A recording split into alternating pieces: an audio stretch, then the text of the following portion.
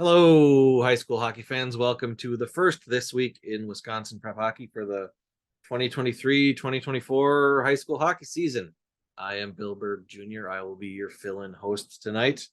Our panel tonight is Bill Berg and Dell Scanlon. How are you guys? We're muted. Summer went by fast, and we're back to ready for hockey season. See, I'm not ready for hockey season, and I've already been in it for 2 months. Yeah. Well, September 26th, I got the boot off my foot after having ankle surgery from dropping the motorcycle on the ankle on July 30th. So spent 2 months with that, and now seeing how the ankle's going to react to the cold. So now, which of our bike accidents was more severe? You dropped a bike on your ankle, and I got run off the road while on a bicycle by a car.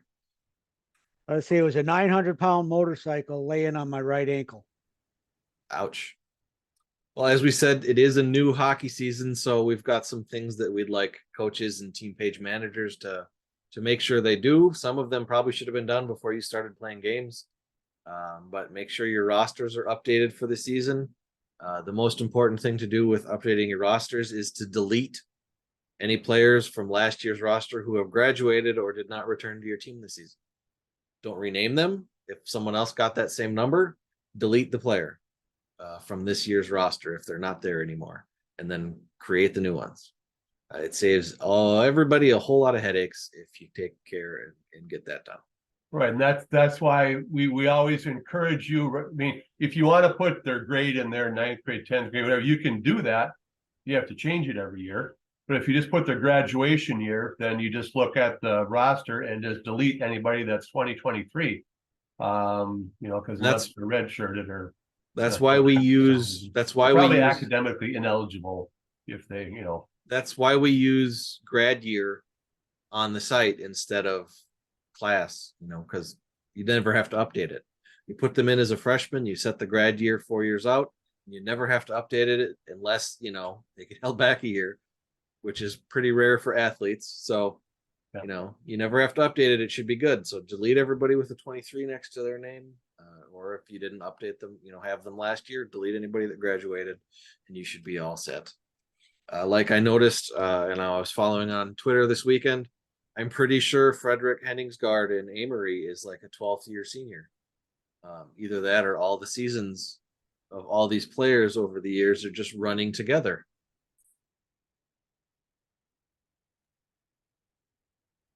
And as we're going on, the next thing is welcome to all the new coaches this year. There seem to be quite a few of them.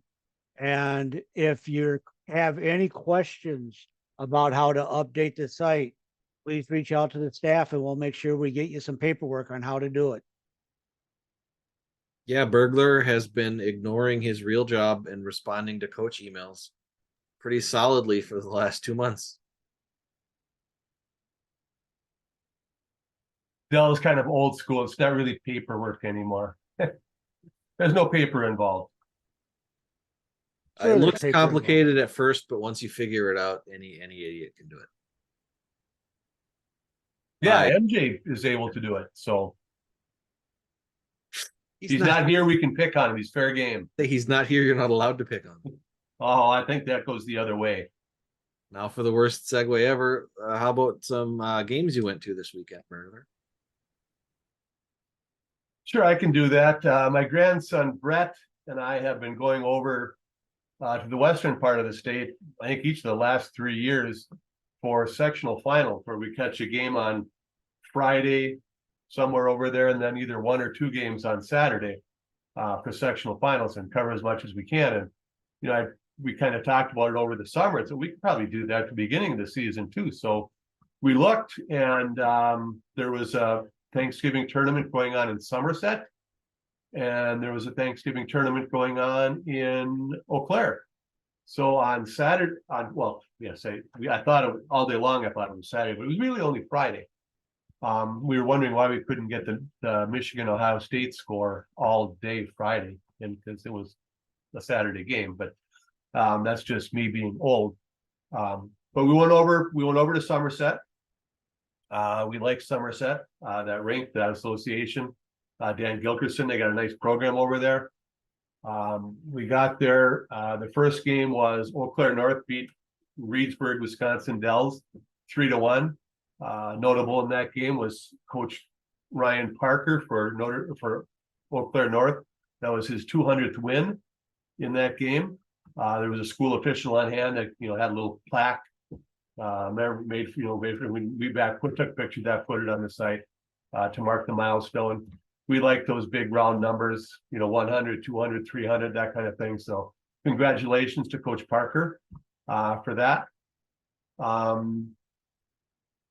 The Huskies doubled up RWD, no longer the Cheevers, on shots, 38-19, but RWD goalie Alex Greavy kept him in the game. He was busy. They kept him real busy. Eau Claire North ended up getting an even strength goal, a power play goal, and a shorthanded goal in that game, and RWD scored late, less than a minute left in the game when they finally broke through. But that was a good game. Then after that, Somerset and Antigo. Antigo showed up with only 13 skaters and a goalie. They have 2 goalies listed on their roster, but the backup goalie is a good enough skater that he was of more value putting on the regular equipment and skating on the second line than he was sitting on the bench in goalie pads. So he played, and if something would have happened, I'm sure he'd have suited up, but nothing did. But Antigo, yeah, they had 13 skaters, and I'm pretty sure there were 2 I never did see hit the ice. So they're basically skating 2 lines with an extra skater, and Somerset was able to roll 4 lines. So Antigo started out each period with a little bit of jump. They scored 4 minutes into the first period, 5 minutes into the second period, and 6 minutes into the third period, and then just kind of faded away. And Somerset ended up winning the game 8-3. They just, Antigo could start out good, and then just couldn't follow it up. Senior captain Malachi Driscoll had a hat trick for Somerset, and another senior captain, Wyatt Connors, chipped in with 4 assists.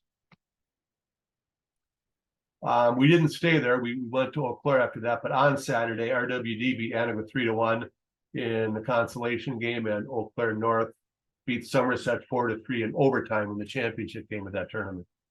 But we packed up after the Antigo Somerset game and went to Eau Claire, where on Saturday morning we saw Superior and Wausau West, because on Friday when we weren't there, Notre Dame beat Superior 2-1, and Eau Claire Memorial beat Wausau West 4-2.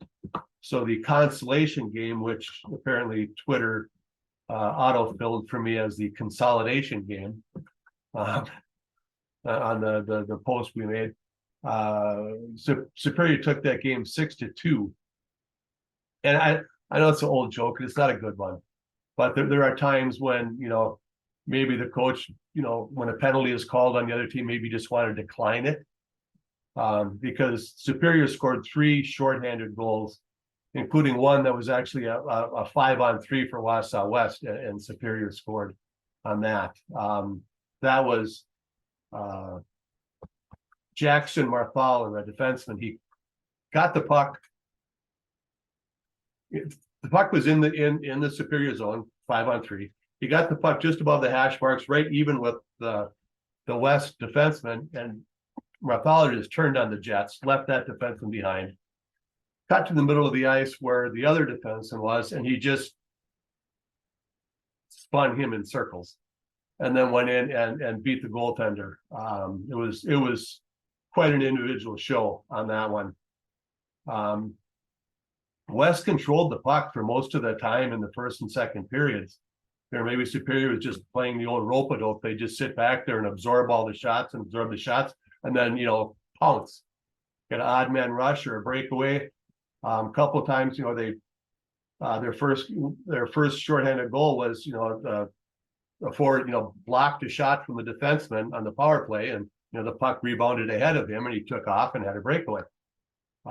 So Oh, and for Wausau West, it looked like their top, Superior must have identified Cooper DePoint as their top skater.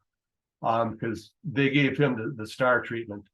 And the star treatment from Superior is anytime you get the puck, you're going to have two guys in your face immediately. And it was like that all game for him. They just kind of abused him. Excuse me. Brett was there taking pictures, and after the game, he came over to me and said, "Yeah, Superior's got some nice fans." And he says, "Well, how's that?" He said, "Well, I don't know, I was just talking to a couple of them over there, and they seem really nice." I said, "Just whenever Superior comes down, down south in Wisconsin, they always get screwed by the refs." I said, "Well, that's kind of a tradition in Superior. Whether it happens or not, is up for debate. But if you're in Superior, you just assume it happens." I don't know, Bill, how many times have you heard me tell the 1976 state championship game where Superior kept getting penalties for looking at Mark Johnson funny. Superior always thinks they get through. And to make their point, they took 3 penalties in the first game against Notre Dame, and Notre Dame got 1. And in this game we watched, they took 6 penalties, and West didn't get called for any. So that's not going to dissuade people from Superior that they're not getting the short end when they come down. But anyway, it was a good game.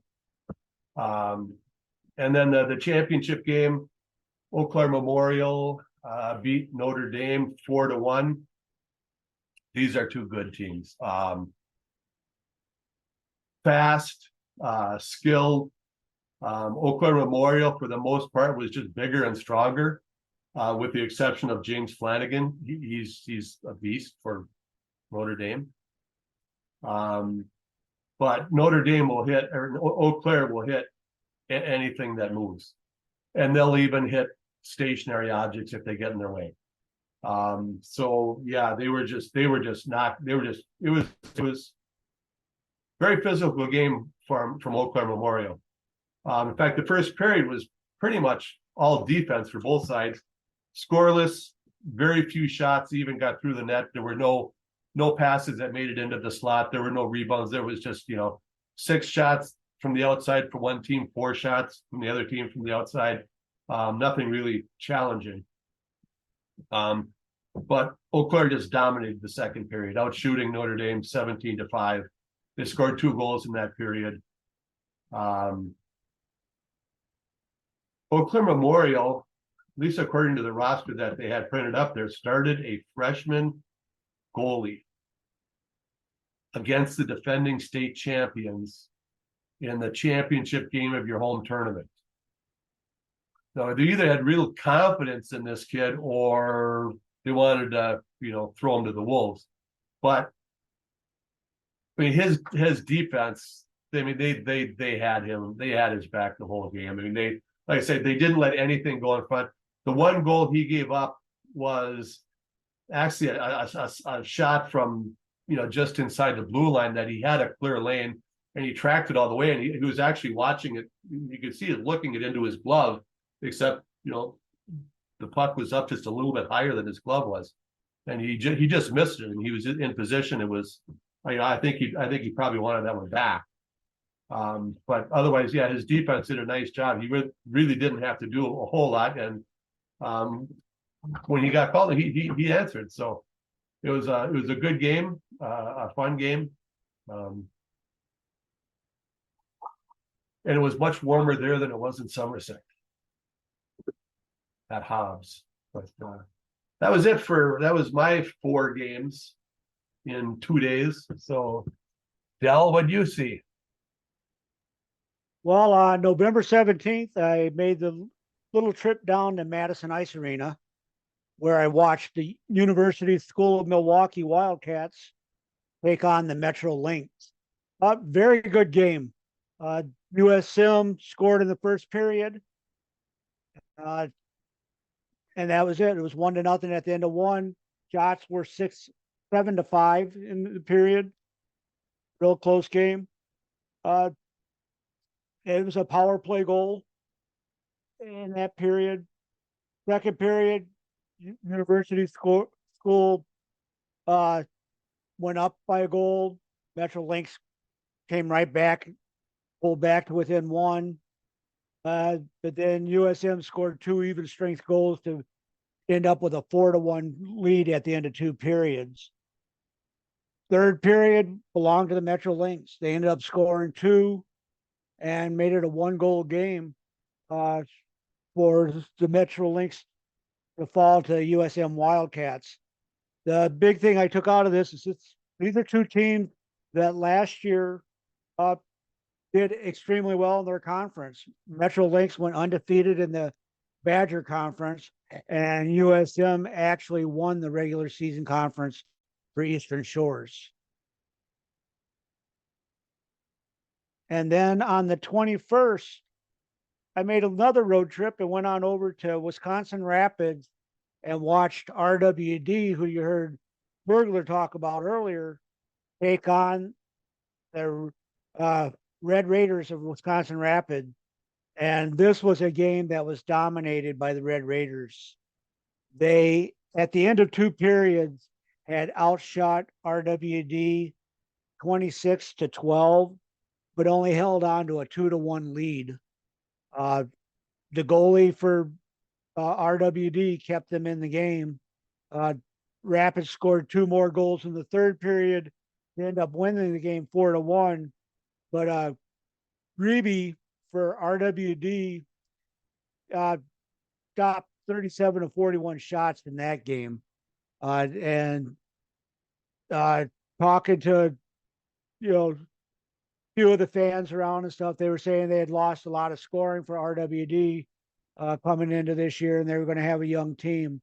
But the players for Rapids that really impressed me were number 18, Carson Gauss, and 19, Josh Dekarski. And with that, I'm going to toss it back on over to the other Bill Berg to take over. Our host. Before he does that, I just wanted to comment that you probably didn't realize it at the time, but the photo that you put on the front page from that game features young Willa Leneker, number 25 for the Metro Lynx, taking the shot. And she is a freshman. This was her first game at the high school level. And she is the daughter of Pete Leneker, who went to school and played hockey and baseball with Bill and Bob both in Anago.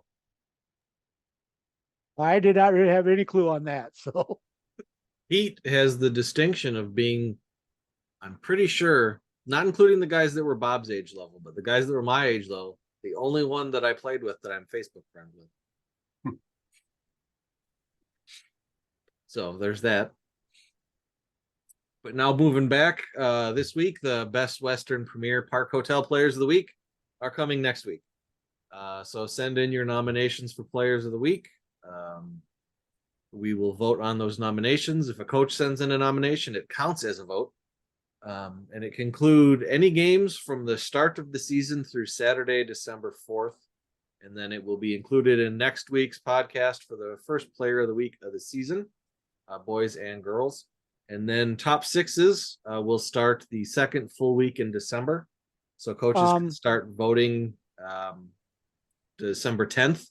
And then it will be included and announced the podcast we record on December 11th. So actually, Saturday is December 2nd. Whatever. 4th. December 4th will actually be the night that we do our podcast. That must be what I players. meant. Saturday, December 2nd. Only reason I know that is because it's my anniversary. So, and everybody send birthday wishes to Burglar on the 8th. All right, so that's the players of the week and the top sixes. Upcoming games of the week. Tuesday, Burglar and I will be at the Northwest Iceman versus DC Everest at the new Green Heck Turner Community Center. The hockey rink part is still where it was before. They're just adding a whole indoor soccer field onto it next door. And then Friday, Dell will be at the Icebergs versus Cap City at the Ice Pond at Wanakee.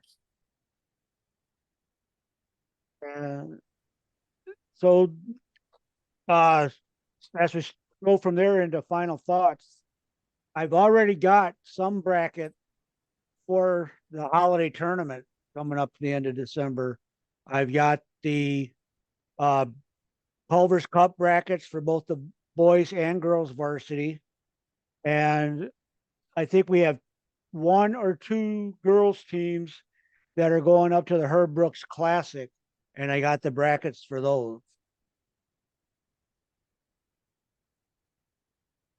Well, and we know that, or we think anyway, that our tournament, on the girls' side, the Wisconsin Prep Hockey Girls Holiday Classic, I think that's in Eau Claire this year. I looked at the schedule for those days, and the teams that are normally in that tournament are all in Eau Claire to be determined. So I think that's in Eau Claire. I know the showdown in Titletown is going on. And also there's a tournament at the Community First Center in Appleton. That's got a lot of interesting teams in it as well. So if the organizers of those tournaments or anybody involved in those tournaments who has a copy of the bracket, if there's a program or a bracket or something, can send those to us. We like to get all that stuff set up ahead of time. So we like to cover as much action as we can during the holiday tournament. I know I take the week off between Christmas and New Year's just for that purpose, to go and cover hockey, because it's a way to see a bunch of games in a short period of time, and who doesn't like that? So yeah, if you know of any tournament, if you know if your team is involved, if you know what the brackets are, send it to us. I believe the Community First Champion Center is in Grand Chute, not Appleton. On the site, it gives the address as Appleton. Yes, it is in Grand Chute. It was owned and built by the city of Grand Chute, or village of Grand Chute, whatever they are. The same people that built that lovely baseball complex they have over there. If you build it, they will come. That was their motto, and it's working for them very well, I think. That is a marvelous facility. 2 hockey rinks, 2 full-size basketball, volleyball courts, whatever you want, wherever they want to use them for. Yeah, nice place. So Dell, do you miss having kids in hockey? Because I'm gonna be at the rink Monday, Tuesday, Thursday, Saturday, and Sunday this week. When my kids were involved in hockey the last time, and Colin's the youngest, and he's closing in on 30 now with two kids of his own. They not only was I watching them do running practices, at one point I was the rink manager and the referee scheduler for Reedsburg youth hockey. So I was scheduling the ice time for games, practices, besides doing a little bit of coaching and keeping involved. Let's put it that way. So to a point, I do miss it. This year, I don't even have a grandchild playing. I have nobody left in hockey at this point. And with that being said, one thing I did want to bring up is one thing you saw in our news article out there. The senior tournament is going to be back this year, and they're already getting registrations coming in for that tournament. So any seniors that are out there, if you're thinking about playing in the senior tournament, find the article with the information and the registration papers, because they're expecting that to fill up this year and everything. So. And where is it going to be again? It's going to actually be in Lake Delton at the Lake Delton Ice Arena, what formerly known as Poppy Waterman.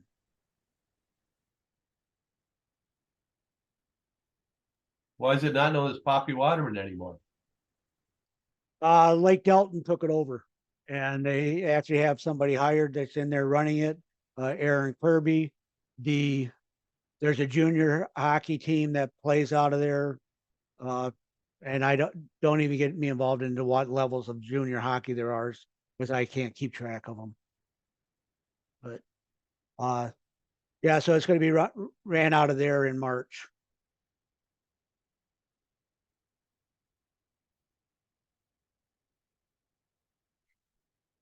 And that concludes my final thoughts.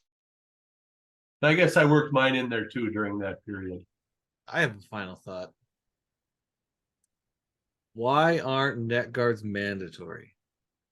Even USA Hockey recently just reiterated that they're recommended, but not mandatory.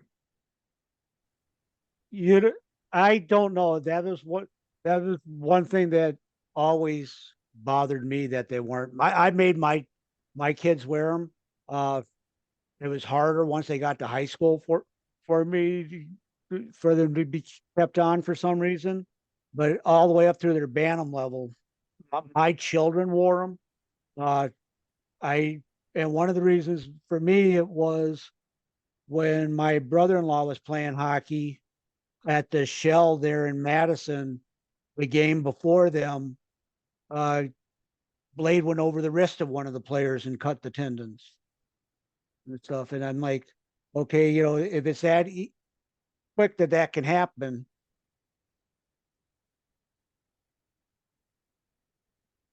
Well, and they've come a long way from the neck guards back in those days. It was just a hard plastic thing with in a little turtleneck dicky kind of thing that you strapped around your neck.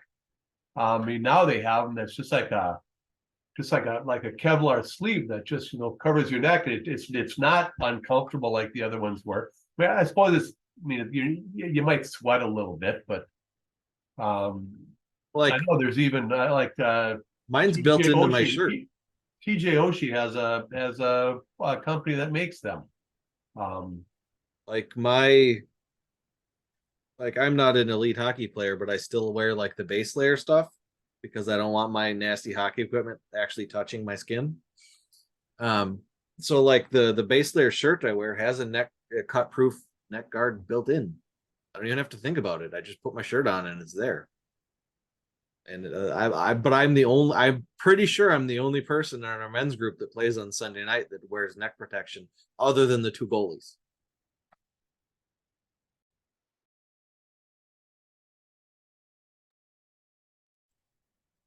So you played hockey, and Burglar, you still play adult hockey or no? Yeah, I still well, I skate on Sunday nights. Okay. Debatable But whether I actually play hockey or not. um, I mean, you guys have more of a feeling for this than I do because I was never a participant in hockey. So I mean, I don't understand the comfort levels of it, but safety it sometimes overcomes the comfort. And what are your personal feelings on it? Well, I mean, the personal feelings on it are going to go one way or another. Like certain people just think I'm not going to get cut. I don't need it. I don't need it on my neck. It's fine, and I'll go without it. And like, I was just shopping for a new base layer shirt, and I saw one. It was on sale. It had a neck protector built in, so that's what I bought. It was just like, okay, my neck will be protected, and I don't think about it beyond that. Um, I like having it there. It doesn't change the way I do anything on the ice or anything like that. And it's not like Burglar said, when I was a kid, I mean, the neck protector was, a hard piece of plastic covered in some nasty fabric. And, it was, I mean, of all your equipment, other than like your jock, your neck protector was probably the grossest by the end of the season. Just because of how much sweat pours out of your face, but they're not like that anymore. And I don't know. I think some people just don't think they need it, and it's not mandatory equipment from USA Hockey. So until it is, I don't think that's ever going to change. Sometimes you have to tell people what to do. You had to tell car companies to put in seat belts. You had to tell car companies to put in airbags.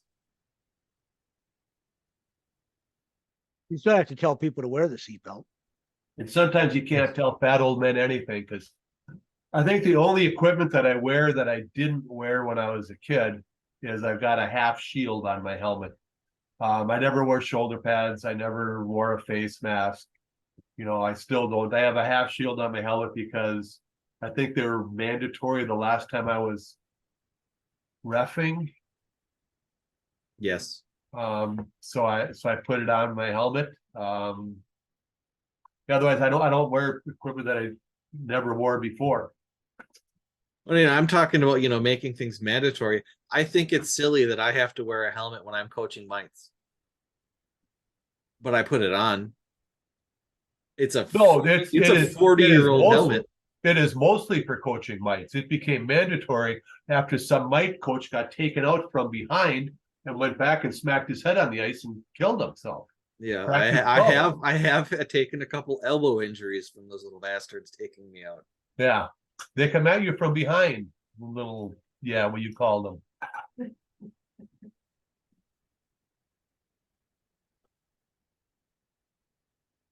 But that, yeah, that is specifically why they have to wear them. Yeah, it's not mandatory equipment for USA Hockey. It's not mandatory equipment for the NFHS. I think it should be.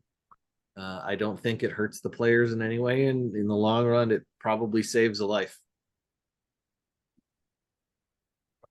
Yeah, if they start wearing it when they're young, they're used to it. It's not a big deal.